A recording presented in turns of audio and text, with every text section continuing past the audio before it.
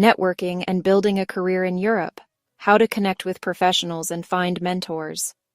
Let me guess. You moved to Europe, you can do the job, but you do not know anyone, so every application feels like shouting into a black hole. Today we fix that together, in 12 minutes. To connect with professionals, and to find mentors. By the end, you will have 2 message templates and a 7-day plan you can follow. Countries are unspecified. Europe is not one job market. Rules and culture change by country. So I will give you a pan-European playbook, and you can adapt it. Story time. A student I will call M. M arrived for a master's. 0 network. M applied online for months. Nothing. Then M changed one thing. 2 short conversations per week. Not asking for a job. Just learning. 5 weeks later, M had clarity and referrals. That is the power of small, consistent talk. Tip 1. Build your target map. Time, 15 minutes. Grab a notebook. Write 3 lines. Line 1, your role, not business. Say data analyst, junior product manager, or lab technician. Be specific. Line 2, your city or region. If you are unsure, write unspecified. Then pick 2 options anyway. Line 3, your language plan. What can you work in today? What will you learn next? This matters in Europe. Now you have a filter. It stops random networking, and it makes your outreach sound confident. Tip 2, fix your proof. Time, 60 minutes. This is your profile and your CV. EU job guidance is blunt. Your online presence can make or break your search. Networking online can lead to referrals or recruiter messages, and many European companies use AI tools to scan profiles for keywords. A simple structure is title, skills, results, 1-line headline, 3 bullets with numbers, 1 project link. If you need a standard format, Europass lets you build a CV. And it lets you keep a profile with skills, projects, volunteering, and documents in one secure place. It is useful. Tip 3. Outreach that does not feel cringe. Time, 30 minutes to set up. Then 10 minutes a day. Your goal is not a job. Your goal is 2 info chats per week. 15 to 20 minutes. Start with warm ties, classmates, student job colleagues, teaching assistants, then add alumni. Many universities run alumni networking formats for international students. For example, UVA describes events where international alumni share career journeys, and then students join informal networking rounds. If your university has anything like this, go. Now your first message. Keep it short. LinkedIn limits connection notes to 200 characters and limits how often you can add a note. Before you write to anyone, do a 5-minute profile scan. Headline matches your target map. Skills match the job posts, and your last project has a link. Then do 1 simple visibility habit. Once a week, share 1 thing you learned. Comment on 2 posts in your field. Join 1 relevant group. EURES explicitly recommends engaging with industry leaders, joining job-related groups, and sharing relevant content. If LinkedIn is not your thing, use email.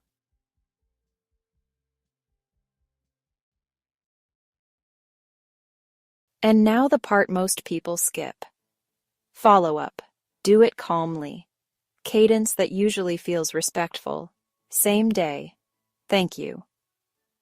Day 7. 1 gentle check-in. Day 21. A value message. A small update. A link. A result. Story 1. Anonymized, but based on a published EURES case. A medical student from Poland wanted a gap year opportunity. A friend connected her to EURES staff. She improved her CV, interviewed, and landed a hospital internship in Austria. One warm intro changed the outcome. Tip 4. Show up in the right rooms. Time: 2 hours per week. One event. Same time, same place. Consistency wins. In Europe, jobs can travel through people. So you need weak ties. People who are not your close friends. Start with low-pressure spaces, meetups in your field, professional associations, conferences with student tickets, co-working community nights, language exchanges, or a hackathon if you are in tech. Your event rule is 3-2-1. 3 conversations, 2 good questions, 1 follow-up message, tiny event hack, arrive in the first 20 minutes, talk to the host, and leave after you hit your 3 conversations. 2 questions that work almost everywhere. What does a great junior person do in your team? What skill would you learn first if you were starting again? Exit line: thanks, I'll let you go. Could I connect with you? If you want structured European experience, look at traineeships.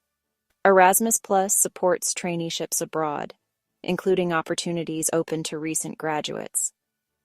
This is a networking engine. You get colleagues and references.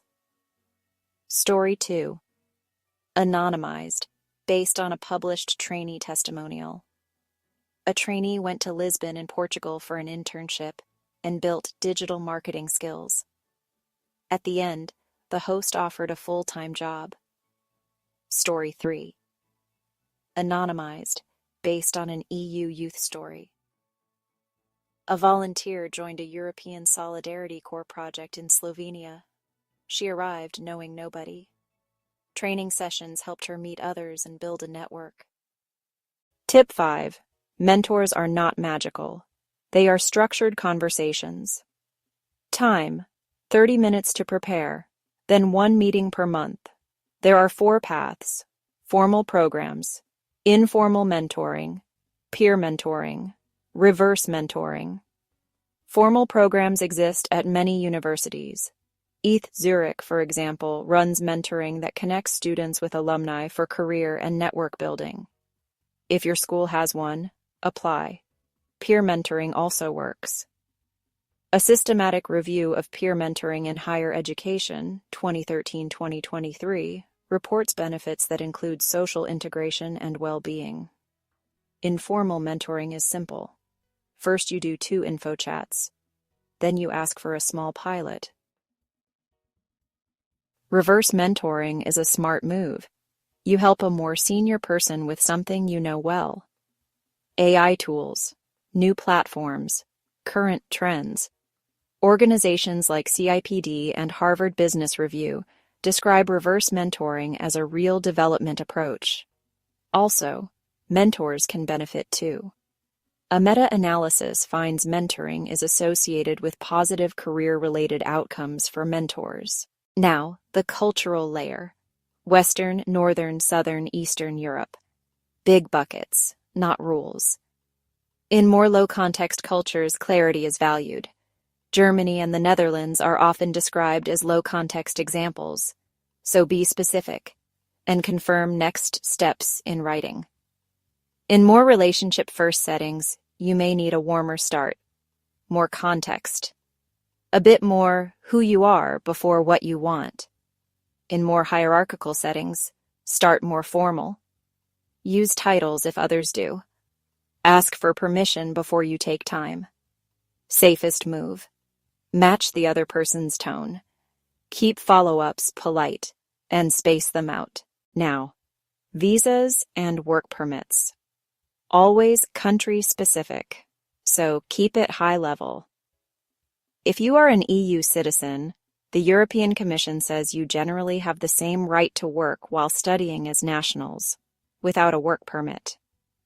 If you are a non-EU student, many countries allow part-time work, but hours can be restricted. EU-level rules set minimums for students. The directive is summarized as: non-EU students should have access to work of at least the equivalent of 15 hours per week, and the post-study stay for job search or entrepreneurship should be at least 9 months. National implementation varies. Example of variation. In the Netherlands, one scenario under intra-EU mobility allows a maximum of 16 hours per week, and the employer needs a work permit. In Germany, a common rule for many international students is a day-based limit such as 140 full or 280 half days per year.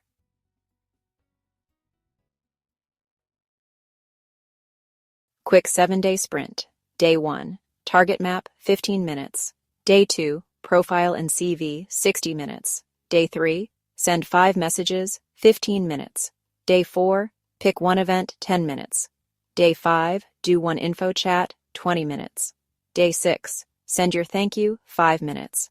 Day 7. Send one value follow-up, 10 minutes. If you want, I can help you personalize this.